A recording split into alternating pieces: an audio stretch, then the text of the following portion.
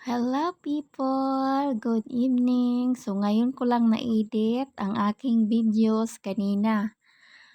Ang workout na to ay kanina ko ginawa pero ngayon ko lang na-upload kasi nga maraming ginagawa kanina at saka kanina ko pa sana to i-upload kaso lang may nag-call center sa akin.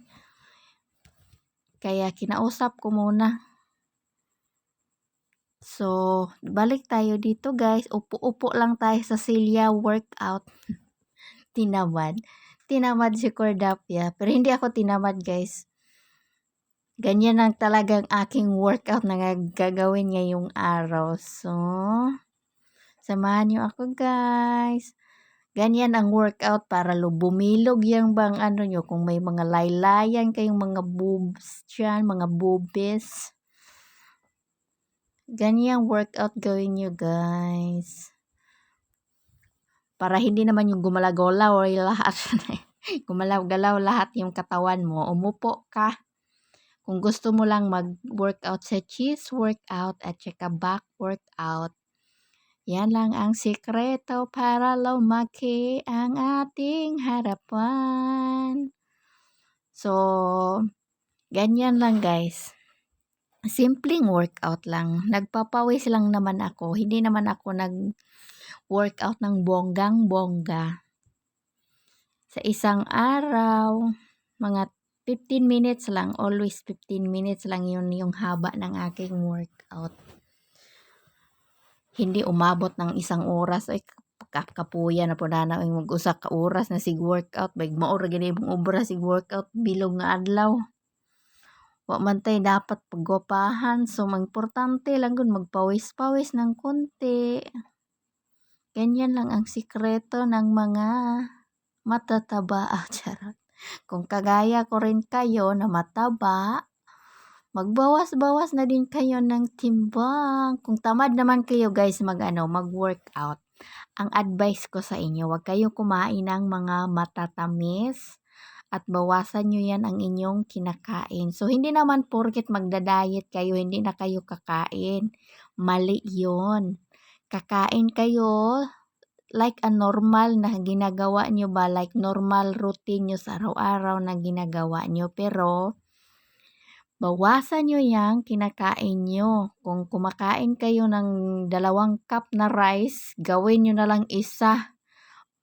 Hanggang mag-half rice na lang kayo. Tapos, huwag kumain ng matamis, ng bonggang-bongga. Kasi ang matamis, diyan talaga kayo papalo ng sobrang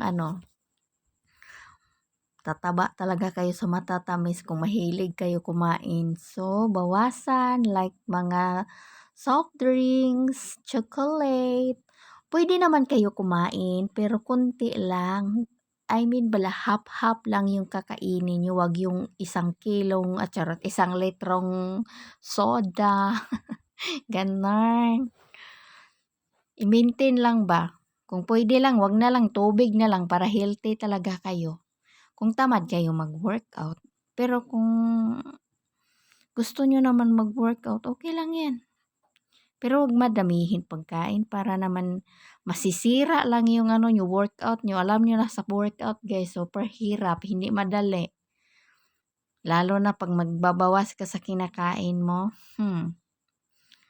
Diyan yung diyan yung magkakaproblema tayo.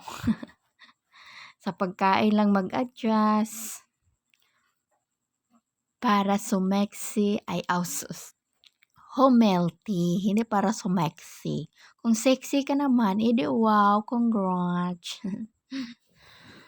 Simple-simpleng workout lang. Hindi naman natin kailangan mag-bonggang-bonggang workout.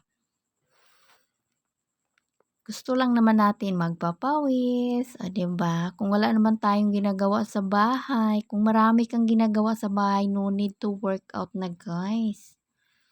Pero iba pa rin yung workout talaga sa ginagawa natin pang araw-araw, yung mga nanay. So sa mga nanay, dapat kayo guys, huwag kayong gagaya-gaya sa akin kasi wala akong anak. Baka kung mga mabinat kayo dyan, kasalanan ko pa.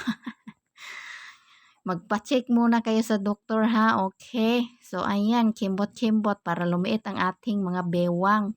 Kung may malaki kang baywang, ganyan ka lang workout. Simple lang guys, Diyos ko. Sa isang araw, sa umaga, pwede din sa hapon. Kung kailan lang yung free mo, pwede mo gawin yan guys. Para lumiit yung mga bell-bell niya. So ako may bell-bell din ako sa katawan. Hindi ng bell-bell sa harapan. May bell-bell din sa giliran. Charot.